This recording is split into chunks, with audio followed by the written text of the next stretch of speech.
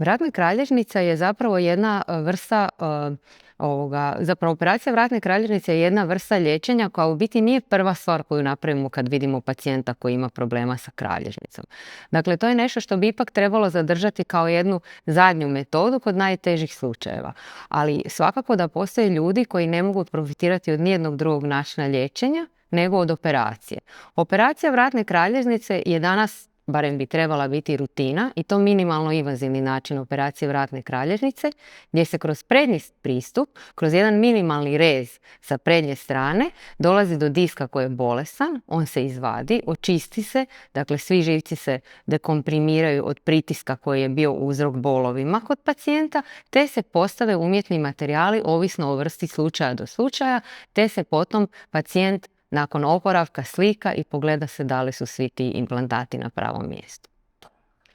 Operacija vratne kralježnice je jedna vrlo uspješna procedura, zato ju toliko često i koristimo i gotovo svakodnevno gledamo pacijente koji trebaju takvu vrstu liječenja, a sam proces prije pripreme pacijenta prije same operacije je takav da ga se pogleda od anesteziologa, naprave se sve obrade koje su potrebne da bi pacijent pristupio općoj anesteziji, budući se takva operacija radi samo u općoj anesteziji, ne može ni u lokalnoj ni u spinalnoj, te se pristupa operativnom zahvatu nakon kojega pacijent najčešće jednu noć prespava u bolnici, iznimno i 2, te sutra dan se već polako ustaje i na svojim nogama hoda, nakon što se naprave dodatne pretrage, snimke rentgena, da li je sve uspješno postavljeno, pacijent relativno brzo može ići kući. Nakon odlaska kući oporavlja se otprilike mjesec do 2, te potom kreće s laganom fizikalnom terapijom, ali sve zajedno otprilike nekih 2 do 4 mjeseca nije u potpunoj funkciji, ali normalno može samostalno funkcionirati kod kuće bez da ide na posao. Kod vratne kralježnice ono što nam je zapravo najozbiljniji simptom zbog kojeg se i odlučujemo na operaciju je problem kada nam bol nije samo u vratu, već se širi i u ruke. I to kao električni udar. Može biti samo locirana recimo među lopaticama, u ramenu, u gornjem dijelu ruke, u natkoljenici, ali može ići i skroz do dole do prstiju i može nam otežavati u svakodnevnim životnim funkcijama da mi više ne možemo funkcionirati zbog te boli. Takvi pacijenti se najčešće javljaju za operaciju i prije nego što dođemo do odluke o konačnom liječenju, naravno treba imati i slike magneta vratne kralježnice koji nam onda potvrđuje dijagnozu i upućuje nas u to šta mi kao neurokirurzi točno na vrijeme operacije moramo napraviti. Pa danas bi svaka operacija kralježnice trebala biti minimalno invazivna ako pričamo o mikrodisektomiji, ako pričamo o degenerativnoj bolesti kralježnice koja ne zahtijeva nekakvu veliku radikalnu rekonstrukciju koja se radi recimo kod skolioze ili kod nekakvih velikih fiksacija sa puno šarafa. Dakle, bilo koja mikrodisektomija bi u današnje vrijeme trebala biti zlatni standard i da bude minimalno invazivna. Šta to znači? Minimalno invazivna vrsta operacije znači da se u toku operacije radi što manji rez, što manje oštećenja tkiva prilikom samom pristupu tom dijelu kralježnice koji je bolestan, kojeg trebamo operirati, i korištenje intraoperacijskog mikroskopa, jer su te strukture koje mi operiramo toliko male i toliko sitne da mi sa golim okom ne možemo to dobro vidjeti. Rez je jako uzak, rupica kroz koju operiramo je uska, jako duboka i mi želimo zapravo što manje proširiti sebi operativno polje, a da opet jako dobro vidimo šta operiramo. To ima puno prednosti za pacijenta. Ljudi koji dolaze na operaciju vratne kralježnice su stvarno vrlo širokog demografskog profila. Dakle, imamo i vrlo mlade ljude od 20-ak nešto sitno godina do ljudi preko 80 godina. Patologija kod pojedinih se razlikuje, ali ono što je značajka je da mi možemo operirati bilo koju osobu, bilo koje životne dobe sa ovim pristupom. Ljudi se relativno boje operacije vrata zato što smatraju, nekako imaju predrasude da se na vratu nalaze sve velike strukture i da je to nešto strašno opasno, što naravno i je istina, kao i bilo koja neurokirurška operacija. Međutim, kad je nešto rutina, ne znači da je jednostavno, ali znači da smo mi to već jako puno puta vidjeli i da smo puno puta to radili, i ono što mi zapravo želimo naglasiti je da se pacijenti ne moraju toga bojati. Mi im nećemo rezati niti grkljan, ni jednjak, ni traheu, nego ćemo samo samo razmaknuti to tkivo da bi došli do diska. A sa velikim iskustvom i sa ponavljanjem jednog te istog procesa na tjednoj bazi, čovjek dolazi do nekakve sigurnosti gdje više ta neurokirurška operacija nije toliki tabu i nije nikakva predrasuda i time sa našim samopouzdanjem možemo sigurnost prenijeti na pacijente. Oni se također boje i nakon što se operiraju i boje se pomaknuti, ne žele micati previše s vratom, onda mi njima uvijek kažemo, barem ja osobno naglašavam, napravite ove pokrete, sve sa vratom što god možete, opustite ramena, pokažite mi sad kako ćete kod kuće, a nemojte mi hodati ko robot. Ponekad imam pacijente koji su toliko u strahu da na kontrolu nakon mjesec dana dođu ovako i boli ih sve jer su se ukočili, jer se nisu uopće micali.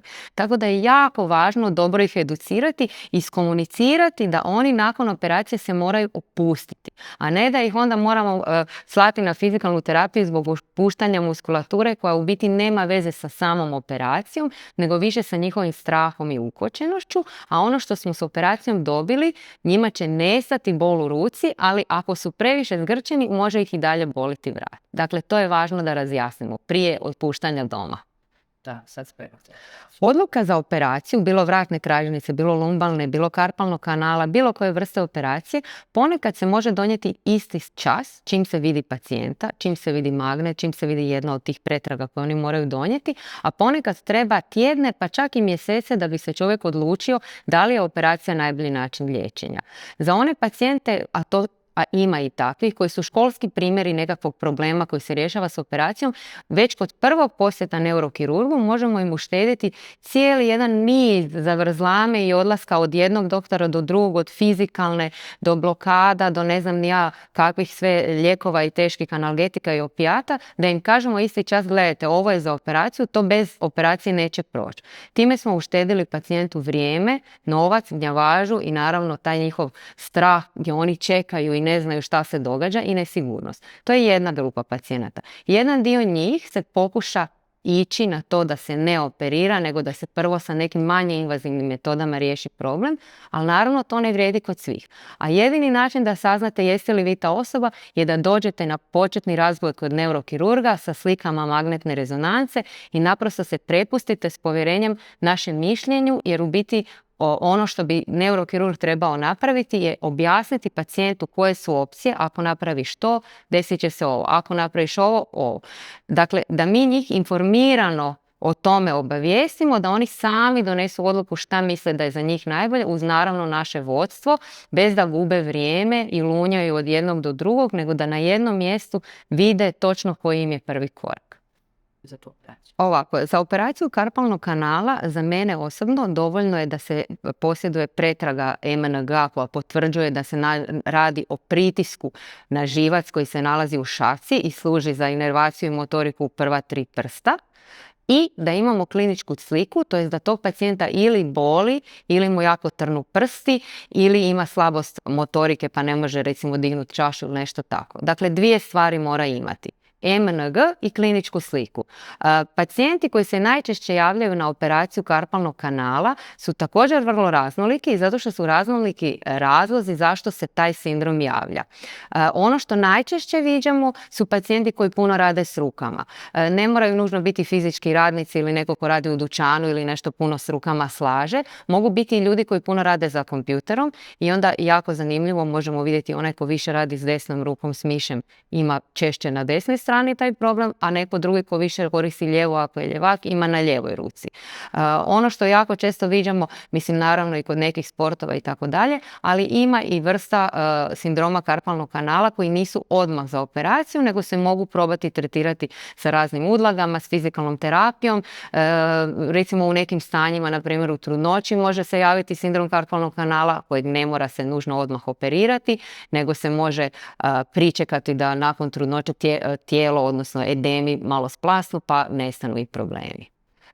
Operacija karpalnog kanala je u neurokirurgiji jedna od manjih procedura, ali je isto prava operacija. Ona se izvodi u lokalnoj anesteziji tako da se da jedan mali ubod sa iglom, sa lidokainom ili nekim drugim anestetikom u zapešće sa ove palmarne strane, te se sa jednim malim rezom od otprilike centimetar do centimetar i pol pristupi na ligament, odnosno to tkivo koje je zadebljalo i koje guši naš živac oko ruke tako da se on prereže i živac se oslobodi. Vrlo jednostavno, kratko traje i trenutno se primjećuje poboljšanje simptoma. Kad kažem jednostavno, također mislim da je to rutinska operacija, ne da je jednostavna u smislu da nema nikakvih rizika uvijek ima, ali je ono što bi trebalo se napraviti u karpalnom kanalu uvijek isto kod svakog pacijenta. Dakle, nemamo šta filozofirati, mora se maknuti pritisak sa živca, osloboditi kompletno živac i pacijent odmah mora osjetiti olakšanje. To je jedini slučaj u kojem kažemo da je ta operacija uspješna. ESI je zapravo naziv za pristup jednom liječenju koje nam daje lijek na mjesto gdje nastaje bol. Znači, to je epiduralna steroidna infiltracija, ali u širem smislu i riječi ne moramo infiltrirati samo steroide, nego možemo bilo koje lijekove. Dakle, epiduralno znači da iznad ovojnice živaca u kanalu od kralježnice duboko, minimalno 10 cm od površine kože na leđima prema dubini, apliciramo neki lijek. Taj lijek može biti bilo šta. Najčešće je to kortikosteroid, neka vrsta kortikosteroida ili lijek koji se zove analgetik ili neki lijek koji se zove anestetik. Anestetik može biti dugodjelujući ili kratkodjelujući, ovisno o tome kakav učinak želimo napraviti.